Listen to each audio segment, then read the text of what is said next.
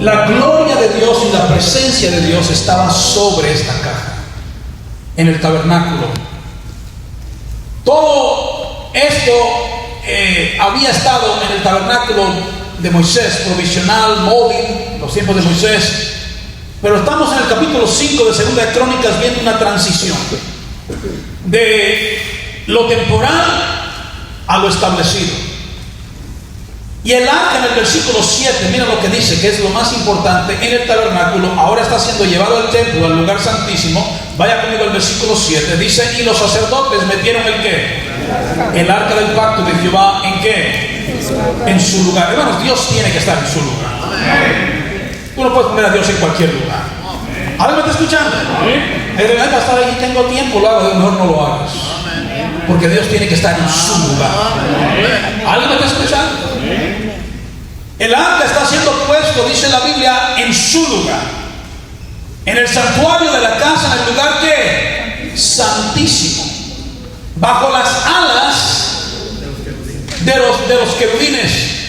El arca está siendo colocada en el lugar santísimo, detrás del velo.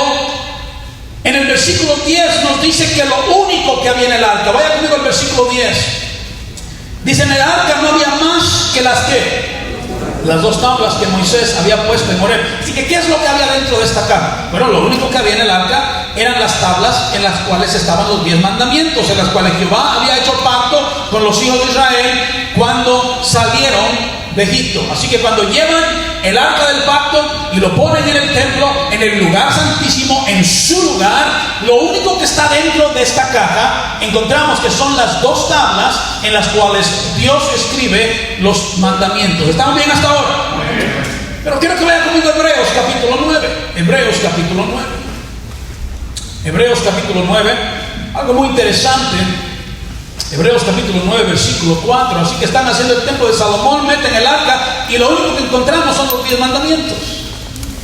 En Hebreos capítulo 9, versículo 4, mira lo que dice ahí. ¿Lo tienen ahí?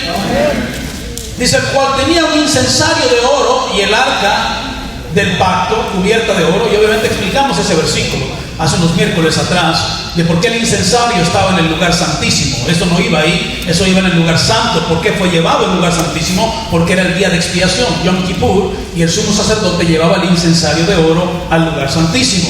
Entonces dice, el cual tenía un incensario de oro y el arca del pacto cubierta de oro por todas partes, en la que estaba una ¿qué? Una urna de oro que contenía ¿qué? El maná. ¿Y qué más estaba en esta arca? La vara de Aarón, que ¿qué más? Que reverdeció. ¿Y qué más? Y las tablas del pacto. Así que antes, en los tiempos de Moisés, habían tres cosas en el arca. Estaba esta copa de oro en la cual había maná. El maná fue la comida del pueblo de Israel mientras estaban en el desierto. Y luego encontramos la vara de Aarón que reverdeció.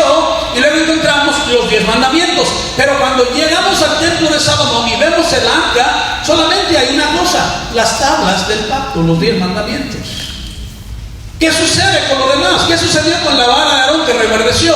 ¿Qué sucedió con la urna de oro que tenía maná adentro? Bueno, si me preguntas a mí, en los tiempos de los jueces, el arca fue capturada por los filisteos y fue trasladada de lugar a lugar, fue llevada a Silo, a Bet-Semes, a Jearim, y yo creo que durante ese tiempo se perdieron estas cosas. Ahora puede ser que la vara y el maná se desgastaron naturalmente, pero los 10 mandamientos están escritas en tablas de ¿qué? De piedra.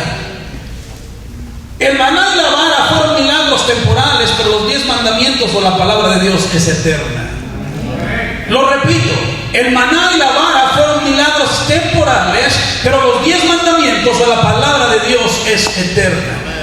Dice Isaías 48, sécase la hierba, marchítase la flor, mas la palabra de Dios nuestro permanece para siempre.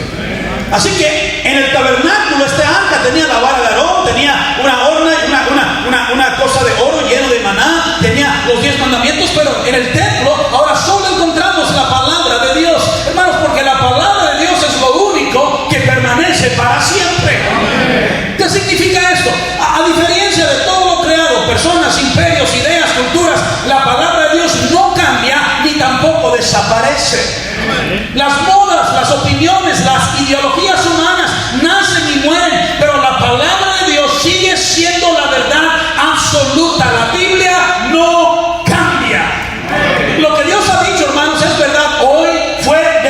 ayer y seguirá siendo verdad mañana. Permanece para siempre significa Dios no cambia de opinión, Dios no se contradice, Dios no necesita, la Biblia no tiene que ser corregida, la Biblia no tiene que ser actualizada. ¿Alguien me está escuchando? Dios no es hombre para que mienta, ni hijo de hombre para que se arrepienta. La palabra de Dios trasciende generaciones. Cada generación necesita escuchar la misma palabra porque sus principios no cambian y no caducan. Lo que edificó a los creyentes hace 2000 años atrás no se edifica hoy en día. El arca es colocada en el lugar santísimo por los sacerdotes. ¿Quiénes lo colocan? Los sacerdotes. Vaya conmigo al versículo 7, mira lo que dice. Sabemos que este arca solo tiene los 10 mandamientos. Dice: los sacerdotes metieron el arca del pacto de Jehová en su lugar, en el santuario de la casa, en el lugar santísimo, bajo las alas de los querubines. Versículo 11. Y cuando los sacerdotes salieron del santuario, porque todos los sacerdotes que se hallaron habían sido ¿qué? Santificados. ¿Y qué más? Y no guardaban su turno. Así que el arca es colocada, es lo más precioso, lo más importante en el templo, y es llevada y metida por los sacerdotes. Pero antes de cargar el arca tuvieron que santificarse. Era un proceso que se describe en Éxodo capítulo 29 y Levítico capítulo 8 y 9. No voy a ir en detalle. Pero tenían primero que lavarse con agua, tenían que ponerse vestiduras sagradas, tenían que ser ungidos con aceite, tenían que ofrecer un sacrificio a Dios. Y luego tenían que tomar la sangre de este cordero y la tenían que aplicar al cuerpo del sacerdote, en su oreja derecha, en su pulgar derecho y en el dedo de su pie derecho. ¿Qué significa esto? Que tenían que ser santos en lo que oyen, tenían que ser santos en lo que tocan y en lo que hacen, y tenían que ser santos a dónde van y cómo caminan. No pueden tocar ese arca del pacto al menos que primero se hayan santificado. ¿Alguien me está escuchando? Y luego ellos comen del sacrificio. ¿Qué significa eso? Comunión con Dios íntima. No pueden tocar el arca, no pueden cargar el arca, no pueden meterlo al lugar santísimo, al menos que primero se santifiquen. Si no eres santo en lo que oyes, si no eres santo en lo que haces, si no eres santo en cómo vives, a dónde vas, si no hay una comunión íntima o personal con Dios, no puedes tocar ese arca del pacto. Estos sacerdotes no podían servir a Dios con ligereza, con impureza. Pero mira lo que sigue diciendo el capítulo 5, versículo 11. No solamente los sacerdotes que se hallaron habían sido santificados, pero luego dice: y no guardaban sus ¿qué? No guardaban sus ¿qué? Sus turnos. ¿Qué significa eso? A veces leemos la Biblia y no sabemos lo que estamos leyendo. ¿Qué significa eso? Que no guardaban sus turnos. Normalmente los sacerdotes servían en grupos y era por turnos. En Primera de Crónicas capítulo 24, si lo quiere apuntar, no lo voy a leer, pero fue el capítulo 24, David organizó 24 turnos o 24 grupos. ¿Cuántos grupos habían? Y eso es muy, muy importante. 24. En el hebreo se le llamaba Mishmarot. Cada grupo tenía un jefe y un número de sacerdotes. Así que cada grupo, ¿cuántos grupos habían? 24. Y cada grupo tenía un ¿qué? Un jefe, tenía un líder. Se sorteaban los turnos para asegurarse que todo fuera justo. En Primera de Crónicas 24:5. Cada grupo, escucha esto, servía una semana completa en el templo 2 veces por año. Si usted recuerda a Zacarías, el papá de Juan el Bautista, le tocó servir. Era algo tan emocionante para él. En Lucas 1:8, él era el papá de Juan el Bautista, él era un sacerdote y estaba sirviendo, dice, según el orden de su clase. Zacarías pertenecía al orden de Abías, que era el 8º turno. Le tocaba el 8º turno. Estaba tan emocionado porque era mi turno de servir a Dios. Qué triste que la gente, en vez de emocionarse por servir a Dios, se queja por servir a Dios. ¿Alguien me está escuchando? Estaba tan emocionado porque era su turno de servir a Dios.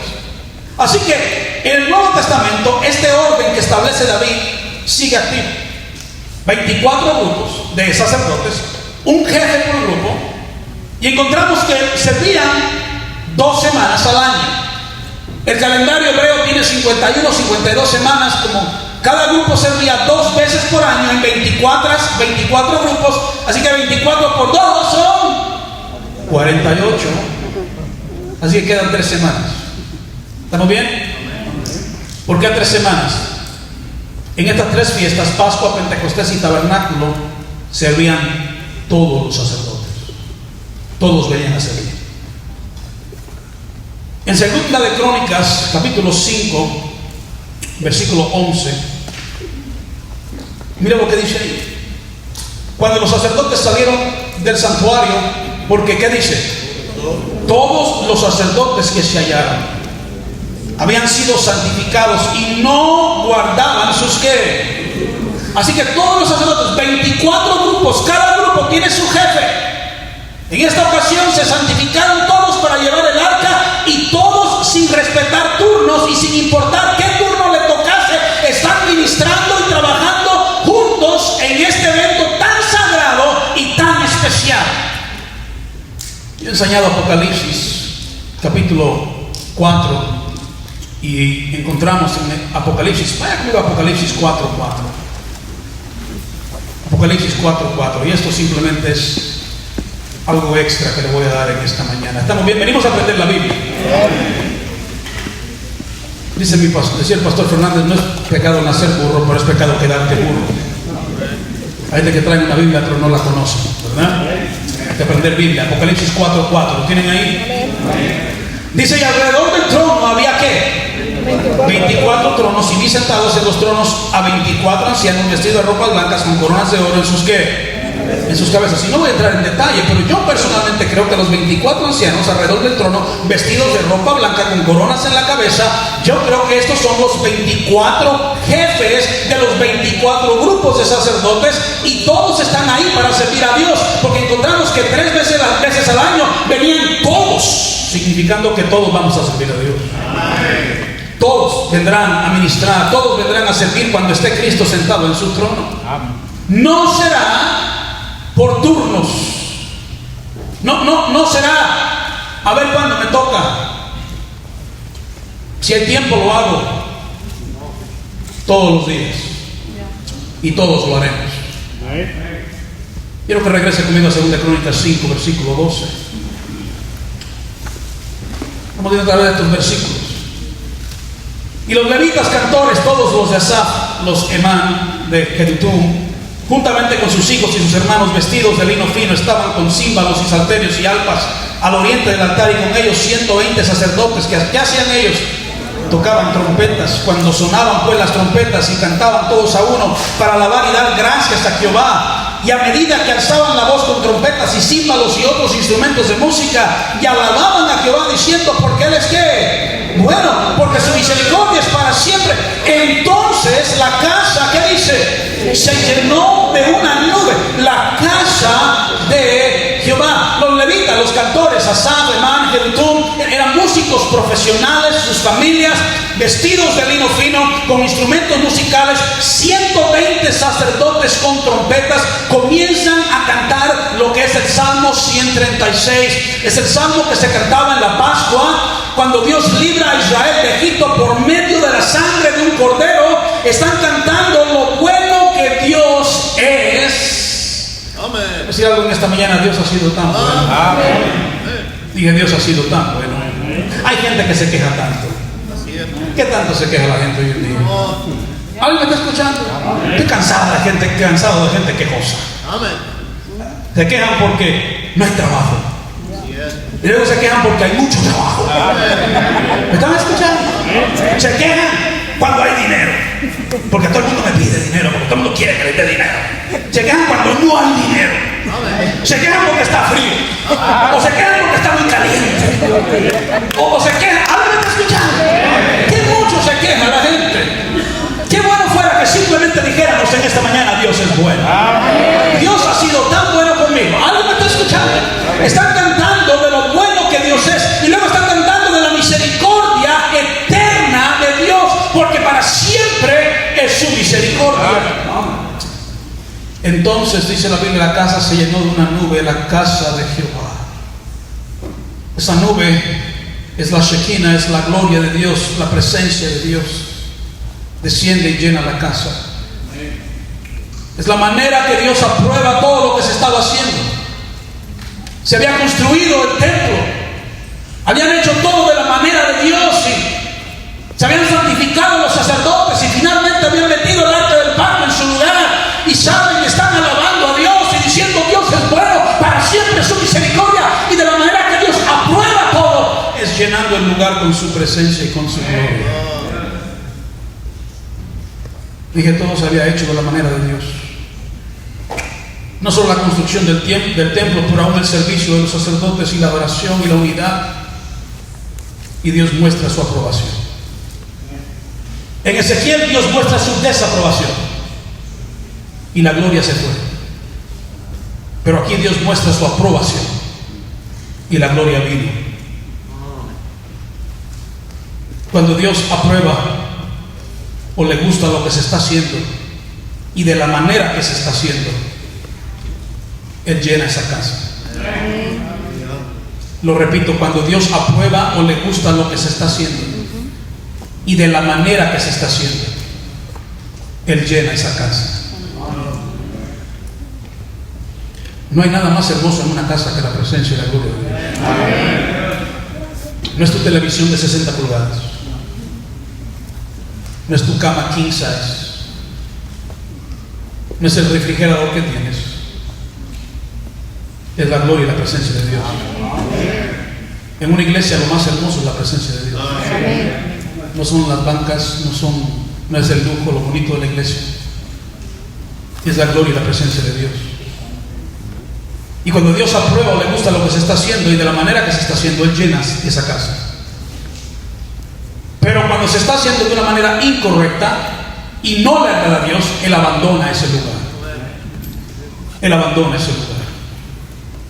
Y Él va a decir en esta mañana: no hay un lugar más triste que un lugar en el cual Dios estaba y se fue. No hay un lugar más triste que un lugar en el cual Dios estaba y se fue. La gloria que llenó esa casa era tan espesa. Vaya conmigo al versículo 14. Dice: no podían los sacerdotes estar allí para ministrar por causa de la nube, porque la gloria de Jehová había llenado. La gloria era tan espesa que los sacerdotes no podían hacer sus funciones sacerdotales, no podían encender el incienso, no podían ofrecer sacrificios, porque la gloria de Jehová, esta palabra gloria en el hebreo, capó, peso, majestad, poder, que trasciende lo físico. La presencia de Dios interrumpe los rituales. El programa tuvo que detenerse porque la gloria de Dios llenó el lugar. Amén. Qué hermoso cuando la presencia de Dios llena un lugar. Amén. Entonces dices Salomón en el versículo 1 del capítulo 6. Estamos llegando, escucha esto. Jehová ha dicho que Él habitaría en la oscuridad. Se llena el lugar de la presencia y la gloria de Dios. Hermano, me hace el favor de apagar las luces ahí atrás. Apaga las luces allá atrás, apaga las de atrás, por favor. Déjame esto prendido, o por lo menos déjame estas dos de donde puedo leer prendidas, pero apaga lo demás. Apaguen estas y nada más déjenme para leer acá arriba. Es todo. Dios dice que Él habitaría en la ¿qué? ¿En la qué? En la oscuridad. En Éxodo capítulo 20, versículo 21. Éxodo 20, 21. Dice la Biblia: entonces el pueblo estuvo a lo lejos. Y Moisés, gracias. Y Moisés, nada más escucha porque la mayoría yo sé que está cegatón y no por el verso. Dice: entonces el pueblo estuvo a lo lejos. Y Moisés se acercó, dice, a la oscuridad en la cual estaba Dios. Pastor, ¿cómo que Dios habita en la oscuridad? Dios habita en lo oculto. Escúchame bien. Dios habita en lo que no vemos. Dios habita en lo que no entendemos. En otras palabras, lo que Dios hace no siempre lo podemos entender. ¿Me están escuchando? Número 2, Él habita en la oscuridad, y eso implica que a veces no lo puedo ver. Job dijo: miré al sur y miré al norte y al oeste y al este. ¿A dónde estás? Hay veces en tu vida no vas a poder ver a Dios. Pero no significa que porque no lo ves, no significa que Él no está ahí. Él habita en la oscuridad. ¿Alguien me está escuchando?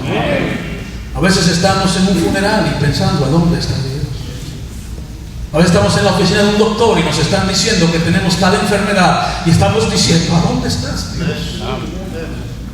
Y Él dice: estoy aquí al lado tuyo.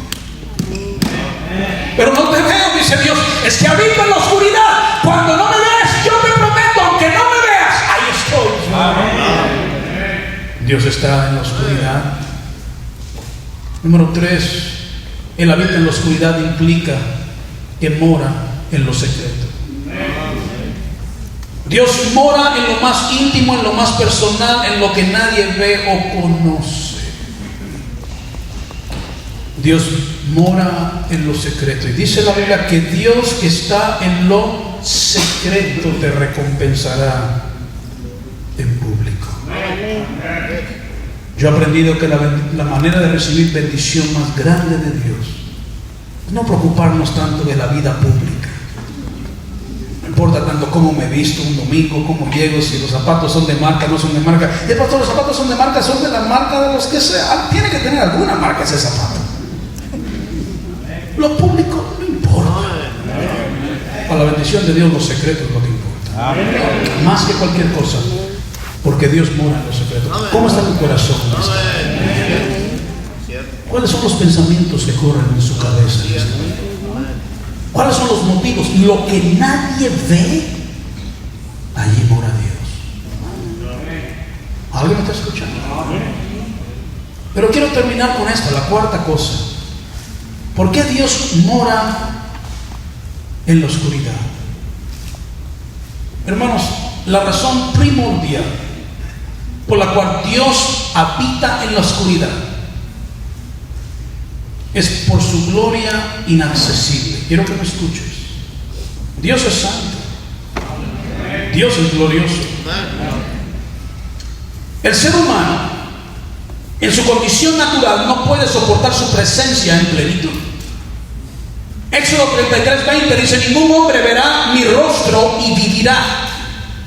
1 Timoteo 6:16 dice: Dios habita en luz inaccesible. Entonces lo que Dios hace es esto: Dios se cubre de oscuridad, no porque Él sea oscuridad, sino porque el hombre no puede resistir la intensidad de su luz.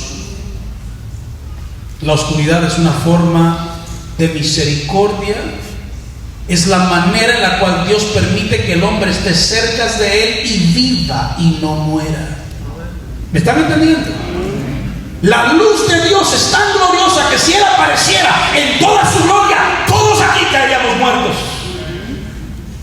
Pero Él aparecía y moraba en oscuridad para permitirle al hombre estar cerca de Él y vivir y no morir. Es su manera de habitar entre nosotros. La oscuridad es su manera de permitirnos estar cerca de Él. Si hubiera llenado la casa en toda su gloria, si hubiera brillado como Él brilla, todos allí hubieran muerto. Pero Él decide cubrirse de oscuridad para que puedan estar cerca de Él.